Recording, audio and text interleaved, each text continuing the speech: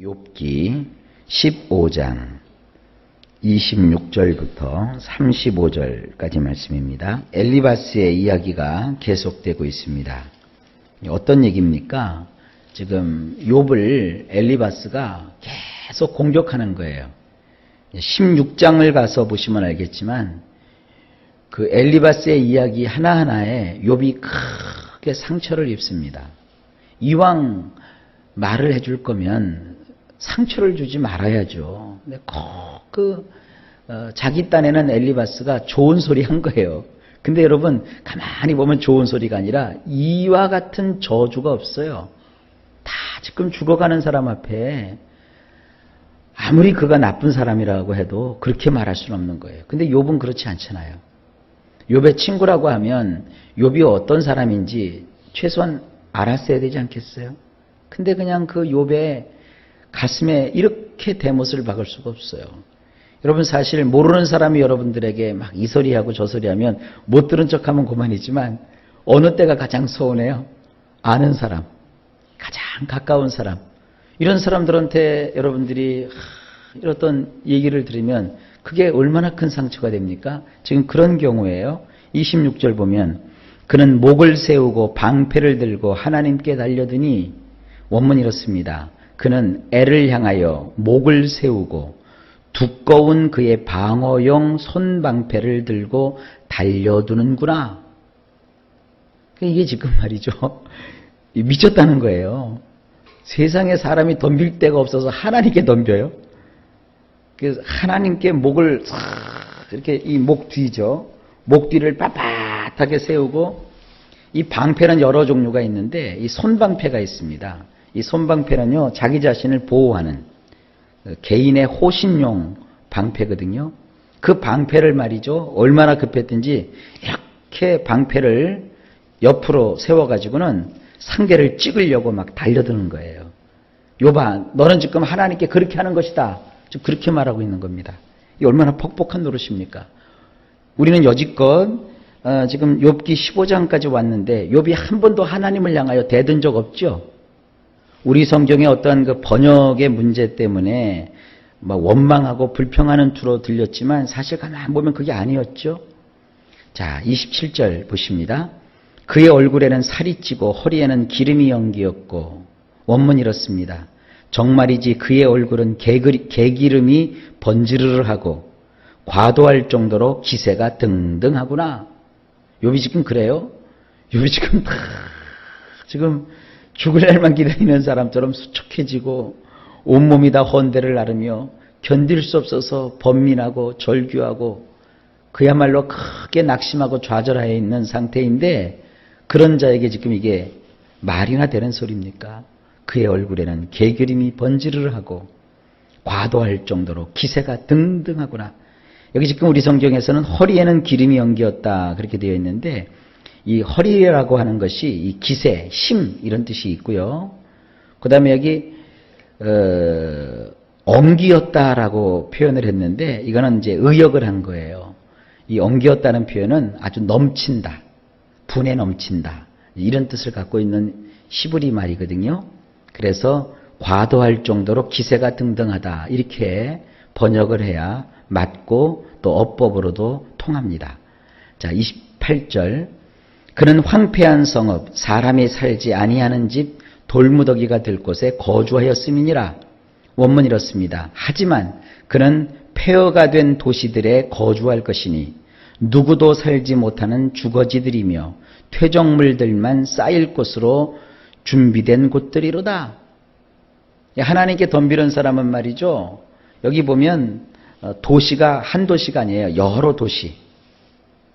또 주거지가 한 주거지가 아니에요. 여러 주거지. 그런데 그런 사람은 하나님께 덤비는 너와 같은, 욥과 같은 너와 같은 놈, 놈이라고는 안 했지만 얼굴에 개그림이 번지르르 흐르고 기세가 등등하고 과도할 정도로 기세가 등등한 너 같은 사람은 결국 이쪽으로 가나 저쪽으로 가나 맨날 도시가 폐허가 된 도시, 누구도 살지 못하는 주거지, 그리고 다 무너져가지고 퇴적물들만 쌓이는 그러한 곳, 그런 곳뿐이다. 그러니까 너는 피할 길이 없다. 뭐 이렇게 해도 저렇게 해도 안 된다. 지금 이렇게 악담을 하고 저주를 하는 얘기입니다. 이게 무시무시한 저주죠. 그냥 저주하려면 그냥 그 뒤로 넘어져도 코가 깨져라. 그러면 그 정도면 돼요. 근데 이건 그냥 입에 담지도 못할 정도로 이렇게 막 치밀하게 욥을 막 저주하고 공격하는 겁니다. 29절 그는 부요하지 못하고 재산이 보존되지 못하고 그의 소유가 땅에서 증식되지 못할 것이라. 앞부분에서는 거주지에 대한 저주죠. 이번에는요 소유에 대한 또 저주예요. 이 참 아주 무시무시한 얘기입니다. 원문을 보면 이렇습니다. 그는 부자가 될 리 만무하고 그의 재력은 일어나지 못하고 그의 수입들은 땅에서 불어나지 못하느니라. 욥아 이제 너 한번 망했으니까 이제 끝났어. 너한테 다시는 부자가 될 수 있는 기회가 안 올 거야. 누구 마음대로. 여러분 욥기 나중에 보면 욥이 처음보다 몇 배나 잘 살아요. 2배나 잘 돼요. 그거는 꼭 2배만 잘 됐다는 게 아니라 이건 뭐 번창하는 거예요. 100만 원 가진 사람이 200만 원 갖는 거고요. 재산이 10억인 사람이 어느 날 20억이 되는 것과는 이거는 개념이 다른 겁니다. 하나님께서는요 욥을요 크게 다시 일으켜 세워주십니다. 근데 이 엘리바스는 뭘 믿고 이렇게 얘기를 하는지 몰라요. 그의 재력은 일어나지 못하고 한번 무너졌으니까 너는 다시 일어나지 못할 거야. 그리고 너에게는 수입도 다 끊어져서 땅에서는 그 어떤 수입도 불어나는 것이 없을 거야. 아주 그냥 악담을 해요. 30절 어두운 곳을 떠나지 못하리니 불꽃이 그의 가지를 말릴 것이라. 하나님의 입김으로 그가 불려가리라. 이건 또 뭐에 대한 저주냐? 여러분 우리는 운세를 믿어서는 안 돼요. 그러나 이것은 일종의 이제 그의 운세가 따르지 않는다는 거예요. 운이 더럽게 없다는 거예요. 자 이거 원문으로 보면 이렇습니다. 그런 어두움에서 빠져나오지 못하며 그의 여린 가지는 불꽃에 바싹 마를 것이니 그분의 입에서 나오는 바람에 멀리 벗어나 버릴 것이니라. 참 너무 해도 너무 하는 얘기죠. 아니 다 망하고 아무것도 없는 사람한테 가서 좀 운이라도 좋으라고 빌어주면 얼마나 좋아요. 그래 잘 될 거야. 힘을 내. 용기를 가져. 이러면 얼마나 좋아요. 근데 뭐라고요? 너는 어두움에 한번 갇혔으니까 다시는 그 어두움에서 빠져나오지 못할 거야. 그리고 네가 무슨 소망을 가지고 이 여린 가지, 이 파릇파릇하게 돋아나는 새수는 말이죠. 어떤 희망을 뜻하는 거지 않습니까? 그 희망마저 불꽃에 바싹 마를 것이야. 그리고 하나님의 입에서 나오는 이 생기, 바람은 생기인데 여러분 에스겔의 골짜기 기억나시죠?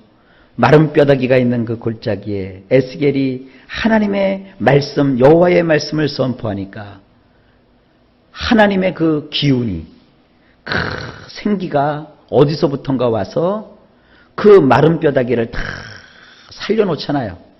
그래서 큰 군대가 되게 하잖아요. 여러분 하나님의 말씀이 우리를 진노로 몰아가고 우리를 죽이고 망하게 하는 겁니까? 가끔 이 설교하는 설교자들도 보면 스스로 어떤 의에 사로잡혀가지고요. 세상 사람들의 막 죄를 지적하고 너희들이 그 죄를 지면 망할 거다 하고 막 용기 있게 얘기해요. 근데 그건 사실 용기가 아니라 만용입니다. 성경이 분명히 얘기하고 있잖아요. 지금은 심판의 날이 아닙니다. 내가 온 것은 양으로 생명을 얻게 하고 더 풍성히 얻게 하려 하심이라. 지금은 보라 구원의 때요. 은혜의 때라고 성경은 분명히 전하고 있습니다. 분명 그날이 와요. 여호와의 진노의 날이 와요. 최후의 심판의 날이 와요. 그러나 그 최후의 심판, 마지막 구원의 문이 닫히기 전까지는 하나님께서는요 악인과 선인에게 골고루 햇빛도 주시고 비도 내려주시는 거예요. 지금은 여러분 아직은 심판의 때가 아닙니다. 이 지상에서 교회가 다 주의 음성을 듣고 하늘로 들려 올라가기 전까지 이 땅에서 우리가 선포해야 될 것은 뭐냐? 용서와 화해와 구원과 생명과 사람을 건지고 살리는 이 하나님의 메시지를 전해야 되는 거예요. 이거 구분하지 못하고 말이죠. 세상을 향해서 막 이 뭐 회개하라 어떻게 하라, 이거 지금 하나님의 뜻에 전혀 맞지 않는 겁니다. 이 엘리바스처럼 돼요. 잘못하면. 잘 이거 우리가 생각해 봐야 될 얘기입니다. 31절. 그가 스스로 속아 허무한 것을 믿지 아니할 것은 허무한 것이 그의 보응이 될 것입니다. 이거 우리 성경으로 백날 들여다봐도 무슨 뜻인지 이해 못할 겁니다. 원문은 이렇게 되어 있습니다. 그는 헛것을 믿지 말아야 할 텐데 그만 속고 말았느니라. 그가 바꿔 본대자 헛것만 받을 뿐이니라. 이것은 욥이 막 그 상황에서 벗어나고자 절규하고 애쓰는 것처럼 욥을 본 거예요. 욥은 지금 그 상황에서 벗어나려고 애쓰는 거 아니었어요. 몸의 병을 고쳐달라고 그는 하나님 앞에 막 땡깡 부리지 않았어요. 재산 돌려달라고 하고 내 자식 살려내라고 하지 않았어요. 욥은 뭐라고 기도해요? 왜 그러십니까 하나님? 그 이유를 좀 알려주십시오. 내가 여지껏 하나님만 경외하고 하나님만 바라보고 살아왔지 않습니까? 그런데 하나님 나를 이렇게 박대하시면 나는 어떻게 하라고요? 하나님 도대체 나에게 이렇게 혹독하게 나를 다스리시는 그 이유라도 좀 깨닫게 해주세요. 지금 욥은 그렇게 하나님 앞에 그것도 막 따지는 게 아니라 뭡니까? 기도하잖아요. 하나님 앞에 호소하고 간청하잖아요. 근데 그 모습을 엘리바스는 어떻게 본 거예요? 아주 교만하고 하나님 앞에 막 들이받고 막 이렇게 보는 거예요. 그러면서 이 지금 엘리바스가 한 소리 한 거예요. 너는 헛것을 믿지 말아라. 우리 식으로 얘기하면 헛개비, 헛꿈 꾸지 마라. 지금 그런 얘기입니다. 너는 지금 속고 있는 거야. 네가 거기서 바꿔보려고 몸부림쳐봤자 그 상태에서는 이렇게 해도 저렇게 해도 다 헛된 것만 줬게 되어 있어. 너는 이제 끝났어. 지금 이런 얘기입니다. 이건 굉장한 악담이고 저주예요. 32절. 그의 날이 이르기 전에 그 일이 이루어질 것인즉 그의 가지가 푸르지 못하리니. 원문이 이렇습니다. 그의 날이 되기도 전에 그것이 이루어질 것이라. 그의 잎사귀가 푸르게 될 리 없느니라. 다 내내 마찬가지 얘기입니다. 33절. 포도 열매가 있기 전에 떨어짐 같고 감난꽃이 곧 떨어짐 같으리라. 원문이 이렇습니다. 포도나무처럼 그 익지 않은 열매는 험하게 다루어질 것이고 올리브 나무처럼 그 꽃이 아무렇게나 떨어질 것이니라. 포도나무를 키우는데 다른 가지는 다 열매를 맺어요. 근데 열매 맺지 않는 가지는 여러분 어떻게 하십니까? 잘라내 버려야 돼요. 그게 잘라낼 때 아이고 아프지 하고 잘라내요? 에이 열매도 못 맺는 놈 하고 딱 잘라버리잖아요. 그렇게 하나님이 너를 험하게 다루실 거라는 거예요. 그리고 올리브나무, 저는 올리브나무를 한 번도 못 봐서 정확하게는 모르겠습니다. 그러나 그 올리브나무가요 꽃이 피는데 그 꽃이 떨어질 때 보면 참 비참하죠. 봄에 보면 목련화가 있죠. 목련화는 그 꽃이 굉장히 커요. 잎사귀도 크고 하얘요. 필 때는 화려한데 이건 질 때 보면 너무나도 초라해요. 잎사귀도 크니까 이게 막 땅에 탁 떨어지면 막 금방 더러워지고 찐덕찐덕해지는 게 아주 주변을 오염시켜버려요. 그런 걸 좀 우리가 여기서 연상하게 되지 않습니까? 네 인생은 그렇게 된다. 한때 꽃이 폈으나 이제 너는 다 졌다. 그 얘기예요. 34절. 경건하지 못한 무리는 자식을 낳지 못할 것이며 뇌물을 받는 자의 장막은 불탈 것이라. 원문이 이렇습니다. 신앙이 없는 집단은 메말라 버리게 되고 불이 남 등쳐먹는 자의 천막들을 먹어버릴 것이니라. 노골적으로 막 욥을 까대죠. 욥 보러 신앙이 없다 그러고 남 등쳐먹는 자라 그러고 말이죠. 마지막으로 35절. 그들은 재난을 잉태하고 죄악을 낳으며 그들의 뱃속에 속임을 준비하느니라. 원문이 이렇습니다. 해악을 잉태하였기에 재앙을 출산한 것이니라. 그들은 태 속에다가 불성실한 것을 준비해 뒀던 것이니라. 지금 욥에게 직접 직격탄을 날리지 않고 누군가 제3자를 막 빗대어 가지고 비비 꽈서 지금 욥을 막 뒤집어 놓는 거예요. 욥아, 해악이 뭐예요? 막 손해를 주고 남을 막 이렇게 힘들게 하고 하는 그런 거잖아요. 그 해악을 네가 잉태했다. 그래서 이제 때가 됐으므로 출산을 했는데 해악을 잉태했으니까 뭐가 나와요? 재앙을 네가 이제 출산하게 된 것이다. 태 속에다가 불성식을 하는 것을 준비해뒀던 것이니라. 네가 하나님 앞에 지금 잘난 척하는데 옳다고 하는데 그게 아니라 이거죠. 너는 지금 불성실한 자라. 그래서 결국은 네가 재앙을 출산하게 된 것이다. 그러니까 입 닥치고 가만히 있어라. 지금 그 얘기예요. 이 듣는 여러분들도 답답하죠.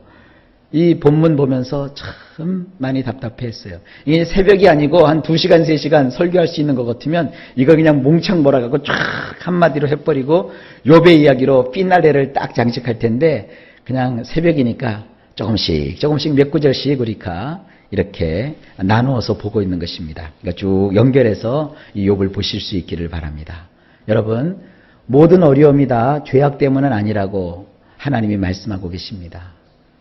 그리고 우리는 욥처럼 어떤 어려움 속에 있더라도 하나님을 향하여 원망하거나 불평하거나 들이받는 일은 없어야 되겠습니다.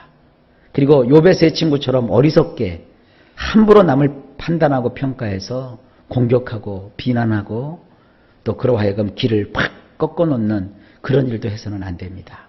욥을 통해서 많은 생활 속에 지혜와 또 삶의 교훈을 얻을 수 있습니다. 자, 오늘도 하루가 시작되었습니다. 일마다 때마다 구원하시는 하나님께서 생명 주시고 좋은 것으로 여러분에게 넘치게 부어주시기를 예수님의 이름으로 간절히 축복합니다.